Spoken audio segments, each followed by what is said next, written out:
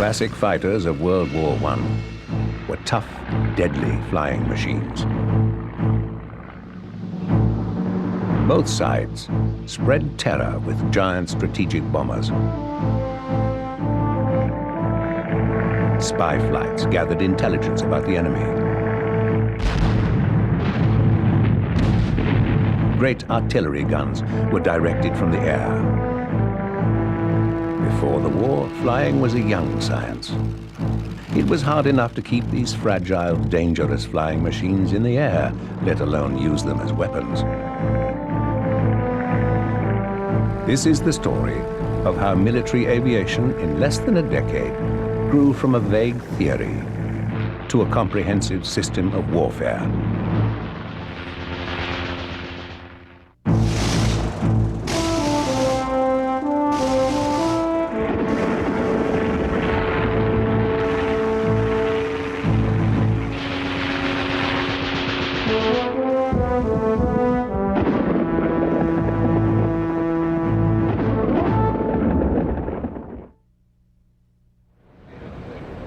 Before the war, the French army led the world in military aviation.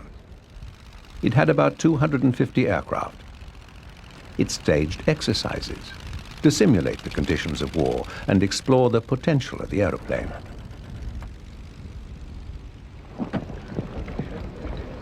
Planes made tentative steps towards combat.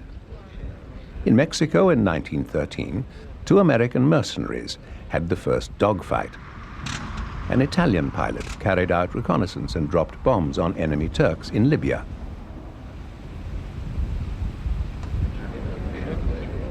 But when the First World War began, military aviation was little more than a set of theories.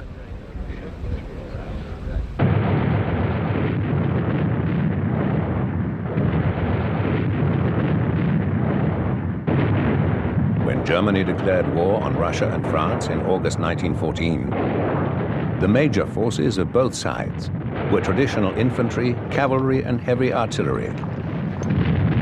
But in 1914, for the first time in history, heavier-than-air flying machines were available for warfare. They were put to use right from the start. Eyes capable of flying behind enemy lines could see where artillery shells were falling and direct gunners onto their targets.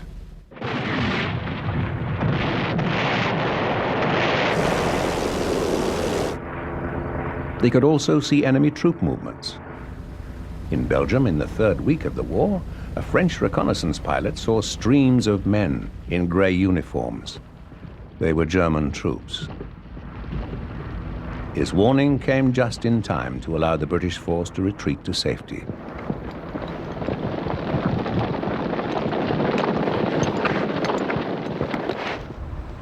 Two weeks later, in northern France, a Voisin biplane prepared for a routine flight. Up to that time, no aircraft had shot another down. Rifles and handguns had been ineffective. The observer, sitting in the front cockpit, was armed with a Hotchkiss machine gun.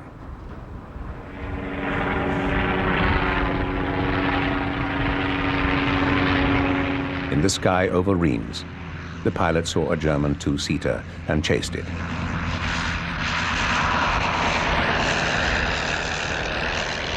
The observer fired his machine gun, and the German dropped in flames. The world's first victim of aerial combat. In November, 3 Avros of the Royal Naval Air Service conducted a successful long-distance bombing raid. They hit the Zeppelin sheds at Lake Constance in Germany. They damaged 1 Zeppelin and destroyed a gasworks. By the end of 1914, aircraft had pioneered most of the standard missions of military aviation today. They were accepted as an essential part of 20th century warfare. As the war progressed, speeds would more than double. Aircraft range, size, and deadliness would increase enormously. The needs of war accelerated development far beyond the pace of the early years of flight. But that development would not have been possible without the foundations laid by aviation's pioneers.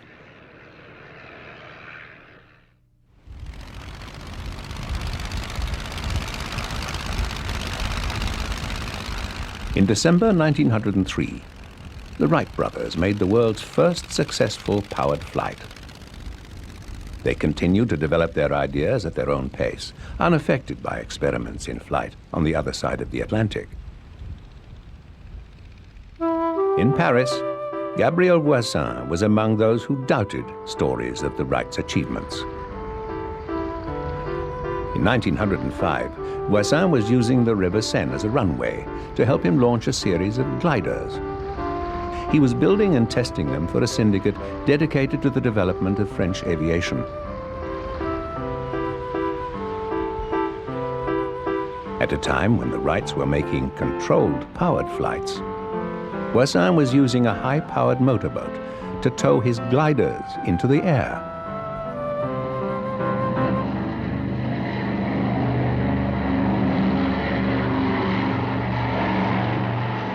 Voisin would go on to design many great aircraft of the First World War.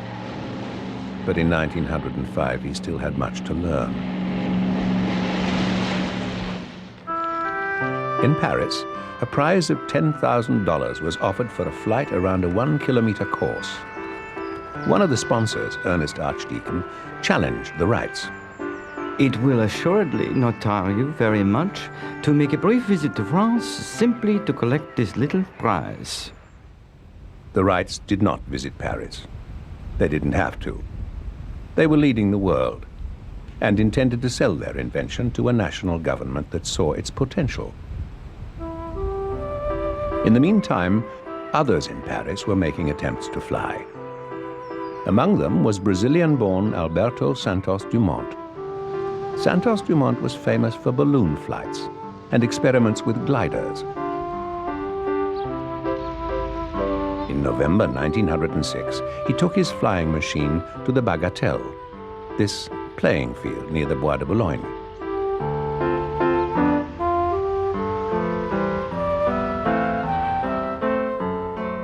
He'd already tried to fly with the help of an airship to lift his machine off the ground. It was not successful. On November the 12th, the French aviation fraternity was there in force to witness another attempt, without the airship. Santos Dumont had to stand up to fly the machine. He coaxed it into the air, and in 21 seconds covered a distance of more than 700 feet.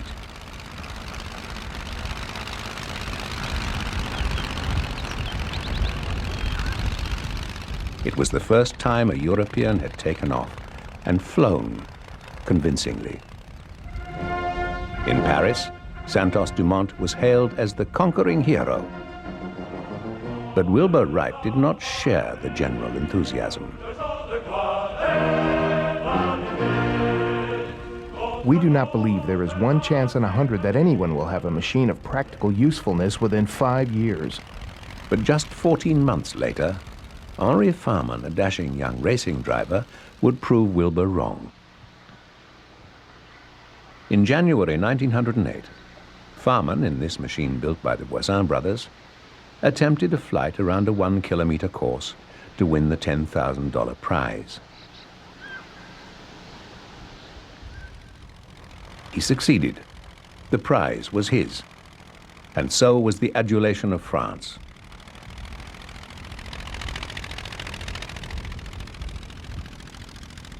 It was too much for the Wrights to ignore. They had already made a flight almost 40 times as long as Farman's. In the summer of 1908, Wilbur sailed for Paris to show the French what he could do. He set up operations at a racetrack near Le Mans, southwest of Paris.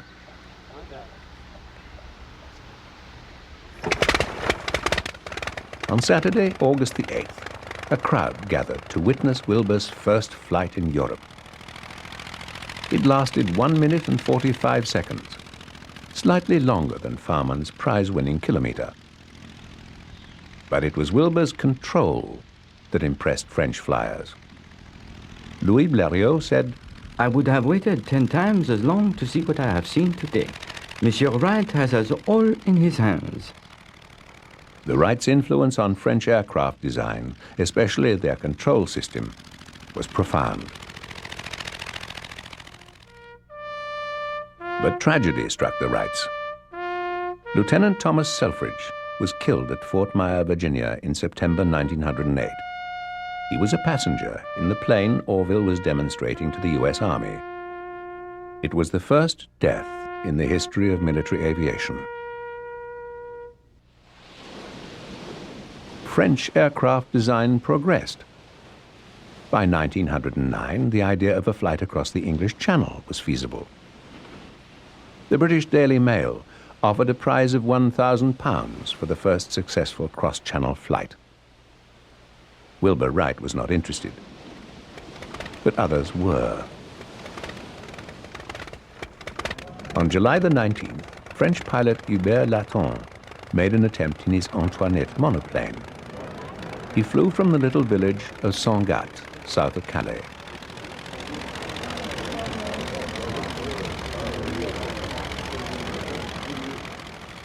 Over the channel, his engine failed.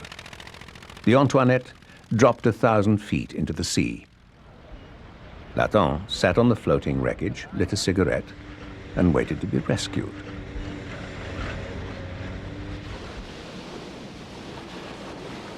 Laton was not daunted. I wasn't lucky this time, but the Channel will be conquered. He resolved to try again.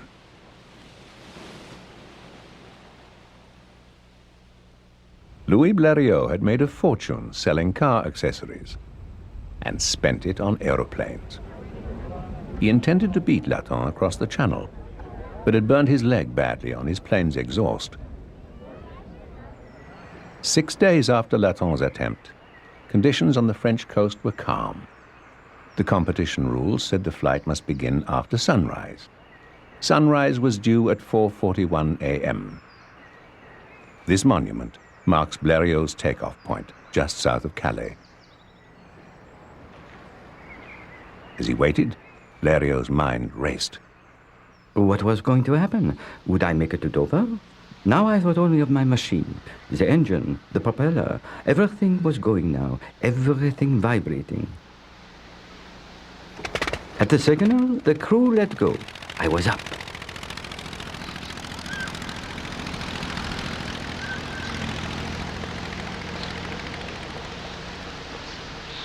At first, the flight was very smooth. The Anzani engine of Blériot's plane ran perfectly, and he forgot about the pain from his injured leg. But as Blériot made out the English coastline, the wind strengthened, and mist obscured his view. A stroke of luck allowed him to locate the opening in the cliffs he'd chosen as his landing spot. The landing was rough, but it didn't matter. He'd made it across the Channel.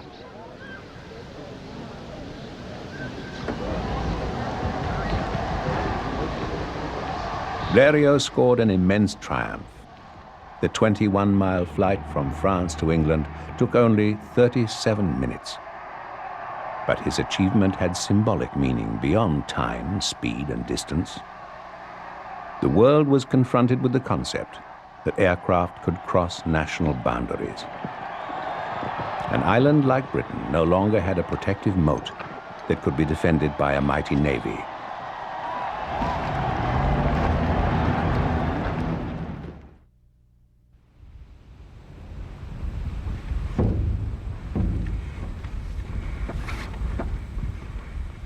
The aircraft in which Blériot made his Channel crossing was his Model 11.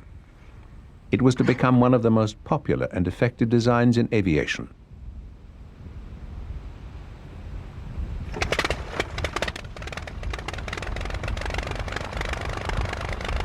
This Blériot, from the old Rhinebeck Museum in New York, has an Anzani engine similar to the one that powered Blériot's historic flight. The soundness of the Blériot's design and construction would keep it breaking records and flying as a military aircraft beyond 1915.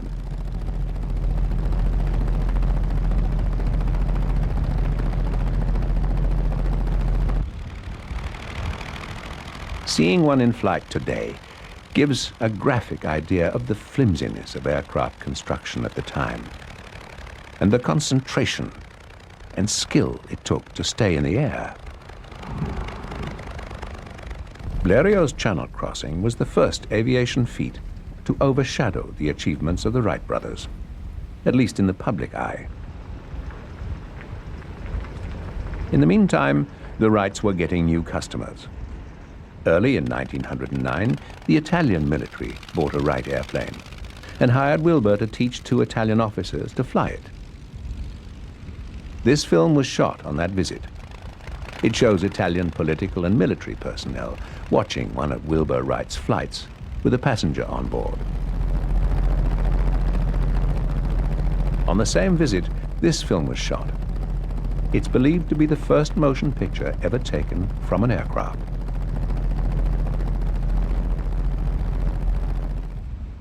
Later the same year, back at Fort Myer in Virginia, Orville Wright completed the task he'd begun in 1908, satisfying the U.S. Army Signal Corps' requirements for a military aircraft. This time, the military flyer passed all its tests of speed and endurance. This actual aircraft still exists.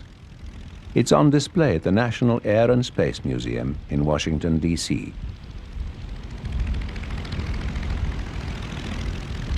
The Wrights now led the military aviation race, but there were other contenders. Designer-builder Glenn Curtiss was becoming competitive. The Wrights didn't like it. They tried lawsuits to stop Curtiss building and selling his designs. This is Reims, the old cathedral city northeast of Paris. In the summer of 1909, an event held there excited both the public and the military about aviation's potential. On Béthanie Plain, where the Reims military air base is today, these fields were cleared. An aeropolis with grandstands, hangars, and an air racing course was built. The event was called the Grand Week of Aviation, and hundreds of thousands of people came. Royalty, nobility, and the powerful of politics and military flocked to see the greatest names in aviation compete against each other.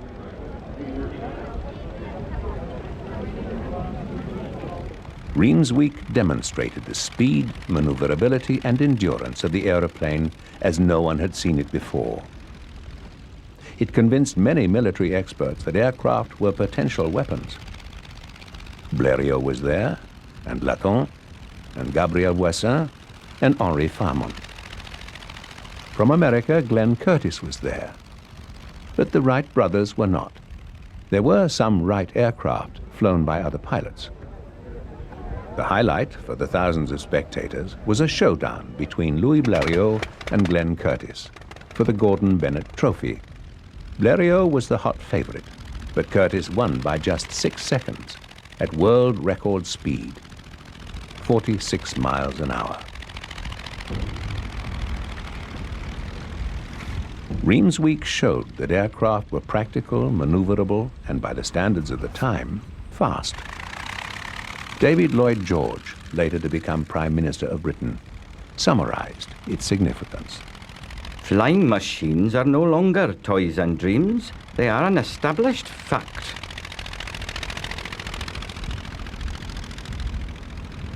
The Wright brothers continued a legal battle with Glenn Curtiss, trying to protect their control system patents. They became obsessed with litigation against Curtiss and others. Their progress slowed. They were overtaken by their competitors. This Curtiss D is similar to Glenn Curtiss's Reims aircraft. The ailerons used by Curtiss for lateral control are worked by the pilot's shoulders. Small surfaces between the wings oppose each other to make the aircraft bank. It was an attempt to avoid the Wrights' patent on wing warping, in which banking was controlled by twisting the whole wing. Freight cable. No, this cable's good shape here. Like many other aircraft of the time, this one had an elevator in front of the pilot to control climbing and diving.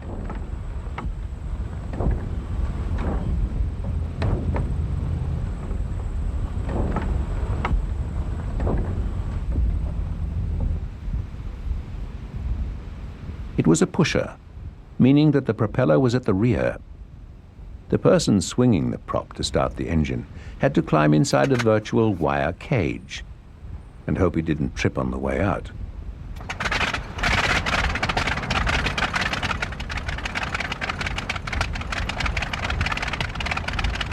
Glenn Curtiss and the Wrights suffered from the fact that flying was not fashionable among American military officers. Politicians were not lobbied for money to support it. American military aircraft didn't evolve as quickly as their European counterparts.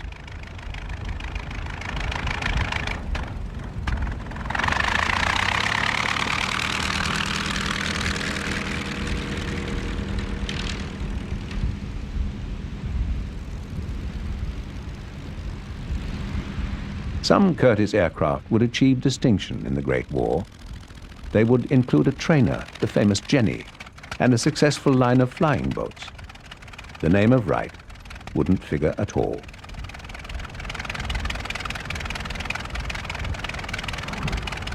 As military aviation bogged down in America, the story across the Atlantic was different. People flocked to aviation events.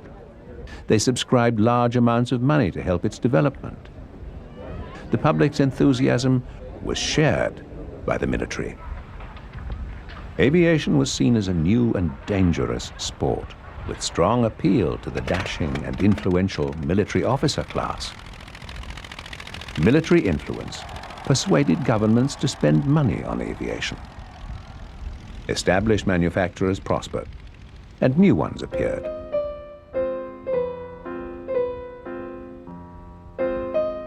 This elegant monoplane is a French Henriot. Its layout is similar to the Blériot and the Antoinette.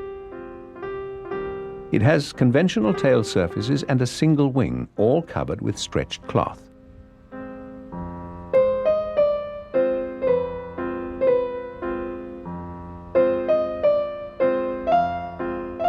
But its fuselage borrows from the art of the boat builder. It's wood, constructed in exactly the same way as a skiff used in rowing races.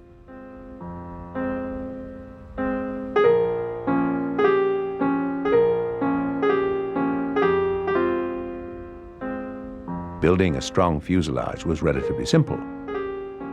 Attaching monoplane wings to the fuselage with equal strength was more of a problem. Wire bracing was a partial answer.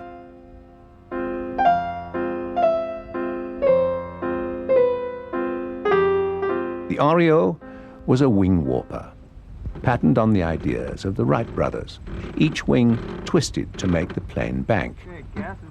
Wings that twisted could not also have structural rigidity.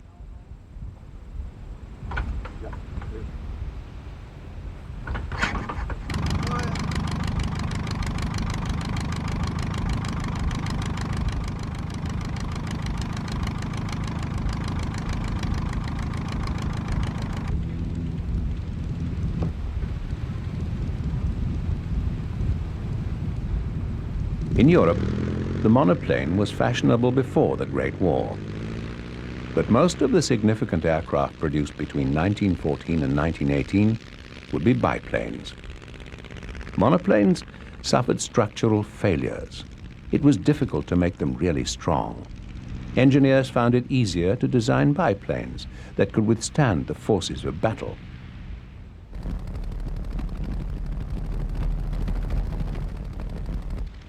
Flying these aircraft was dangerous.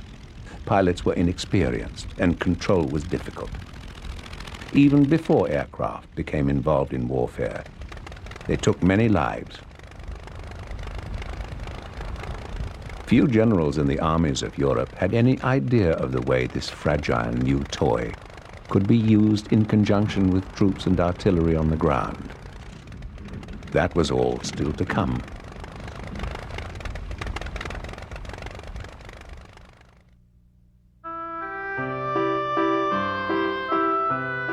This is the old Blériot Aéronautique factory in Paris. By 1910, Louis Blériot, aviation pioneer, was fast becoming a prosperous aircraft manufacturer.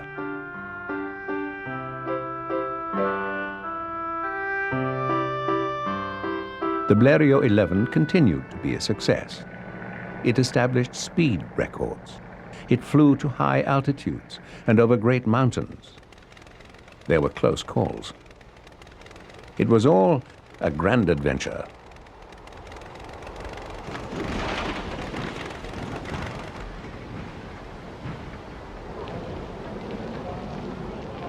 Pilots were seen as heroes. They were people of great daring, courage, and a growing level of skill. This is Adolphe Pégoud, a Blériot test pilot known to the press as the foolhardy one.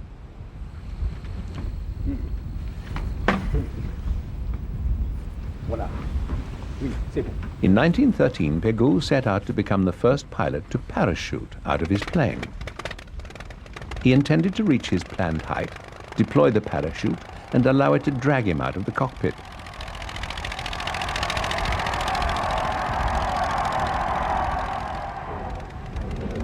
It worked on the first attempt, but I received a good whack of the stabilizer on the shoulder.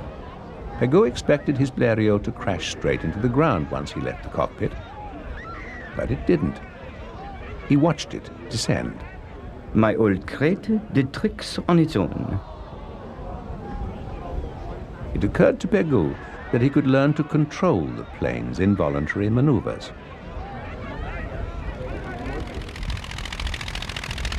He trained himself by hanging upside down. He strengthened his Blériot to withstand extra forces. He practiced in private before his first public show.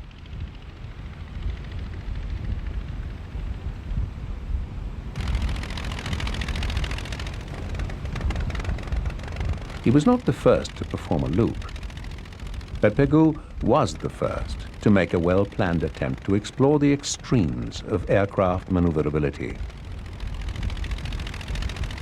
To play with the elements of the air in any position and for any length of time, to handle all the treacheries of the atmosphere, and to put myself back on the ground gracefully with calm and confidence, that is my supreme joy. It was also the joy of the great crowds that came to watch him, and of the many pilots who strove to imitate him and improve on his techniques. He generated a new confidence among his peers. Without knowing it at the time, he laid the foundation for maneuvers that would be soon used in battle by the first combat pilots, in a war that would transform aviation into a potent weapon.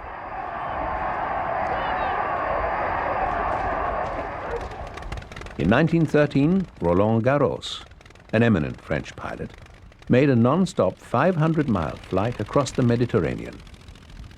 To neighboring powers like Germany, the offensive potential of aviation became obvious. Anthony Fokker, the brilliant young Dutch designer, had moved to Germany. He and other German aircraft builders like Albatros and LVG borrowed freely from French designs.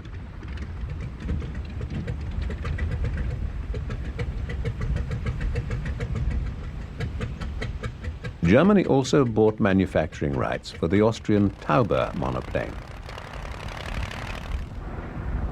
French experiments in arming aircraft included this unlikely machine gun placement in a Deperdussin monoplane. The gunner stood in the nose, so the bullets would clear the propeller arc.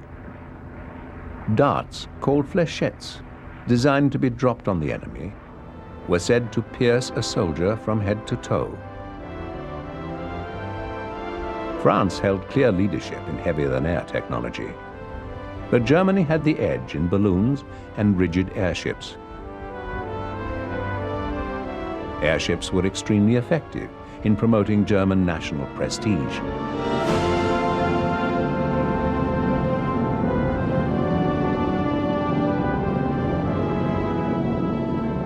Record-setting international flights by Count Ferdinand von Zeppelin raised a crucial question of international law.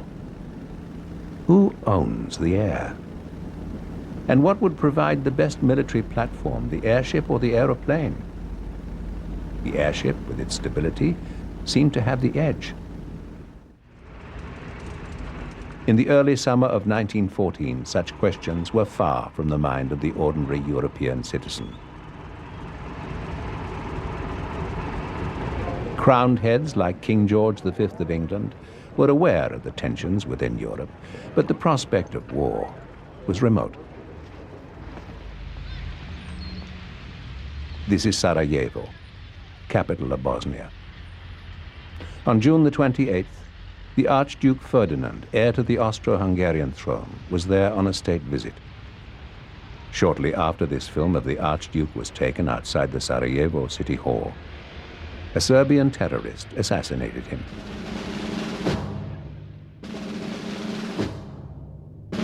The balance of European diplomacy was disturbed.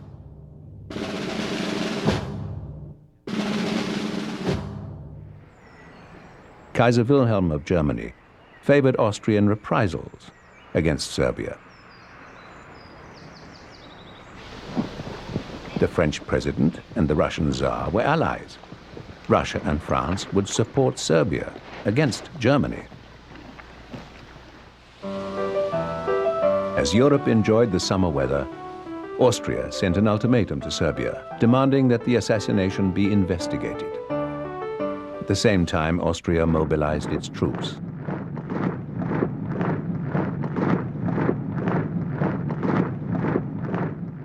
Serbia agreed to most of Austria's terms, but also mobilized its troops.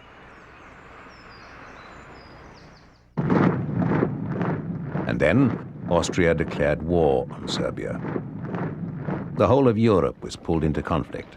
In Russia, 6 million men were called to arms.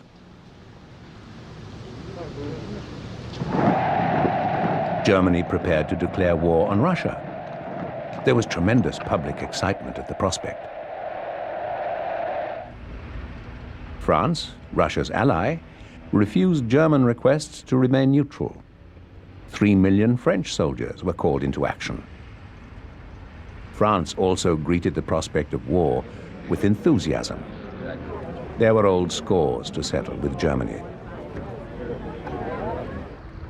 If Germany and France went to war, Britain could not allow German ships to sail into the English Channel.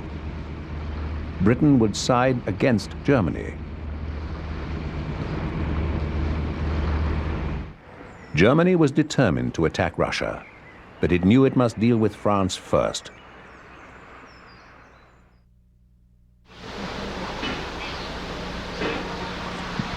Germany's Schlieffen Plan to attack France depended on mobility by rail and road. It involved sweeping through Belgium and down the French coast, swinging east and overrunning Paris. On August 1st, 1914, Germany declared war on Russia, and the Schlieffen Plan went into operation. Germany believed that it would take 6 weeks for the large, ponderous Russian military machine to grind into action. By that time, German forces would be in Paris. Germany would avoid fighting a war on 2 fronts.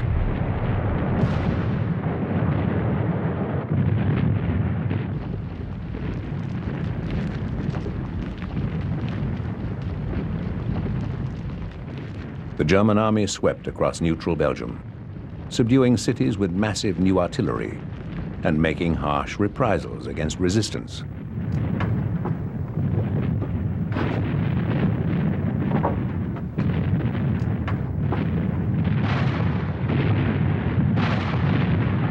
The way into France was open.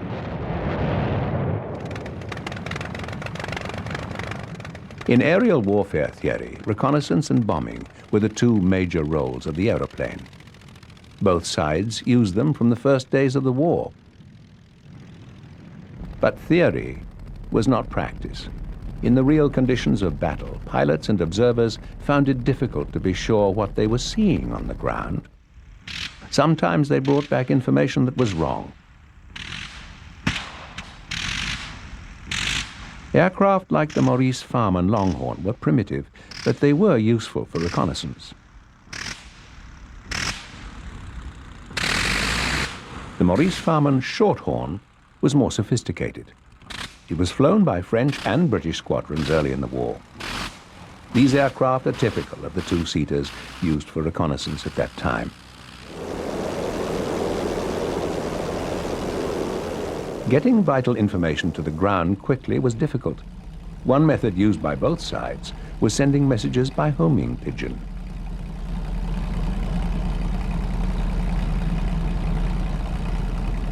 Pigeons were especially useful at sea before radio communication was developed. Chief of Staff of the French armies in 1914 was General Joseph Joffre, an old soldier with experience in the Sahara Desert in the 1890s. One of Joffre's foremost generals was the dashing Ferdinand Foch.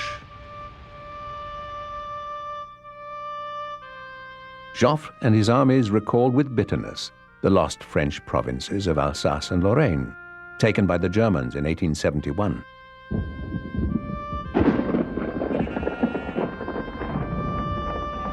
With the German army pushing into northern France, the French military saw an opportunity to counterattack using a long-standing French plan to recover Alsace-Lorraine. It was called Plan 17.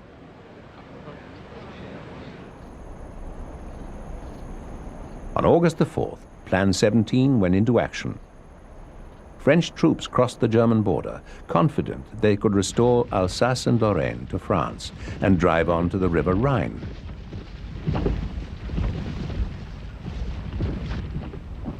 As the French force was advancing, one of the first failures of air reconnaissance in the war occurred.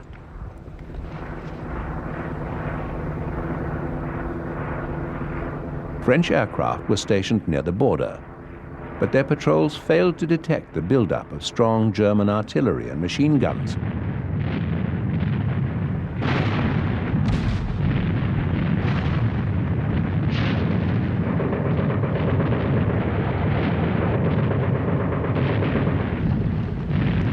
Shaken and bewildered by heavy losses, the French retreated.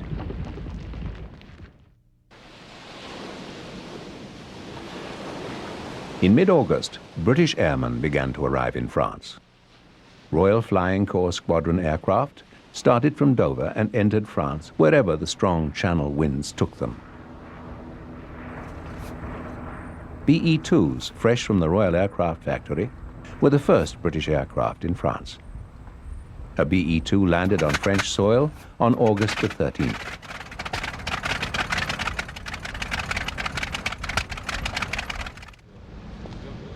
Many more were to follow. Young British airmen found themselves living abroad for the first time. They were only a few miles from home soil in Britain, but culturally, they were in another world.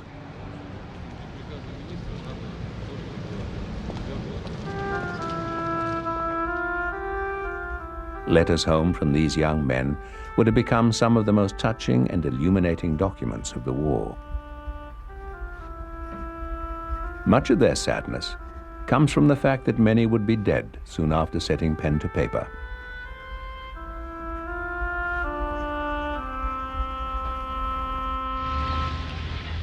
In August, General Kitchener and 120,000 British troops arrived in France. This time, German air reconnaissance failed. The British arrival was a complete surprise to the Germans.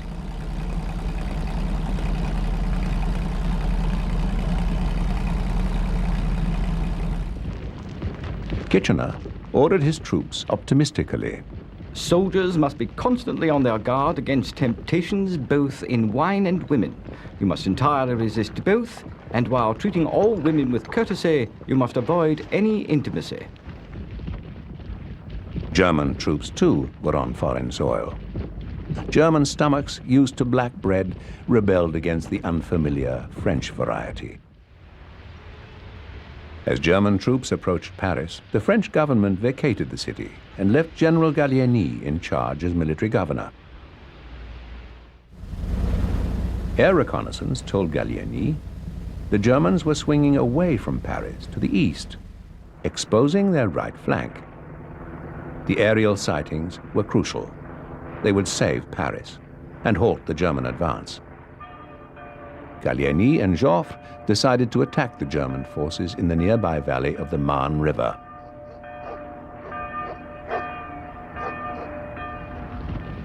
The German troops were chasing exhausted British and French forces that had retreated 150 miles from Mons.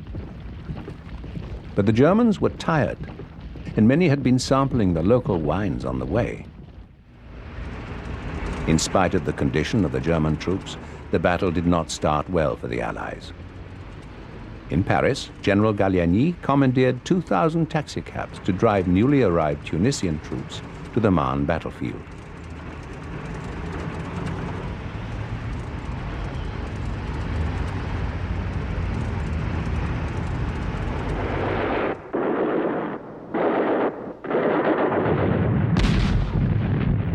In 4 days of savage fighting involving over 2 million men, casualties were enormous. For both sides, aircraft were a factor in the slaughter. They were immediately effective, directing artillery fire from the air and reporting on troop movements. By September the 7th, the Germans were beaten. The Schlieffen Plan had been destroyed. The German generals now had no hope of taking Paris and ending the war quickly.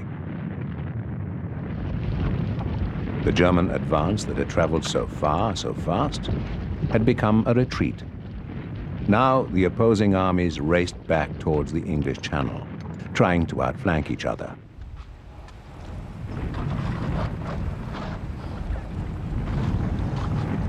As they went, they dug lines of trenches, from which each side would attempt to preserve its own territory.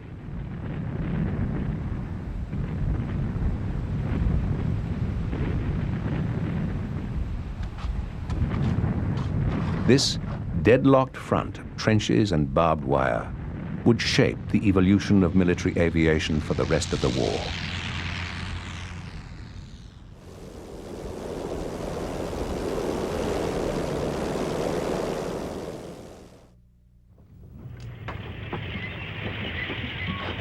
As the autumn of 1914 moved toward winter, the war on the ground began to bog down in mud.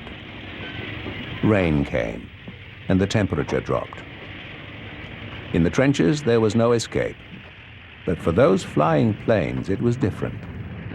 If a plane could take off, it could move freely above the wall. This is an Avro 504, not a legendary aircraft, but one of the war's great workhorses. It was a British design, but like many Allied aircraft, used a French rotary engine. In a rotary, the whole engine revolves around a fixed shaft, and the propeller revolves with it. The airflow across the moving cylinders cools the engine. Castor oil lubricant is thrown back in liberal quantities in the face of the pilot.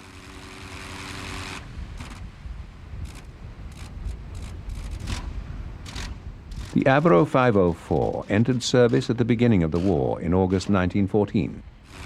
It had the misfortune to be the first British aeroplane to be brought down by enemy ground fire on August the 22nd in Belgium.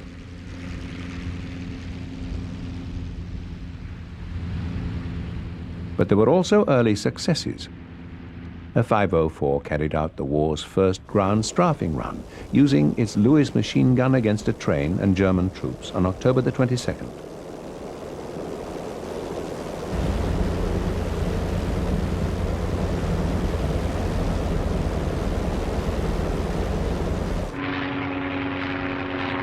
.504s of the Royal Naval Air Service conducted a series of successful bombing raids into German territory in October and November.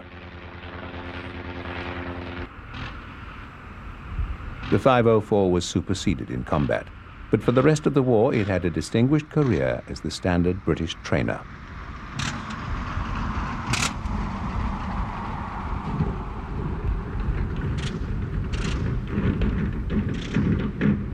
This aircraft is the 504K, the last model in a long line of development. More than 8,000 504s were built during the war. It remains a great unsung hero.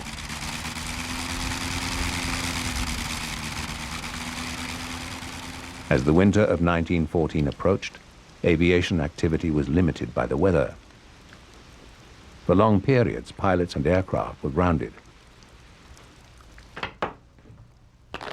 Aerial combat was only a few months old. Yet in that time, pilots had experienced the birth of almost every major aspect of aerial warfare. Strategic bombing, reconnaissance, ground attack, aerial combat.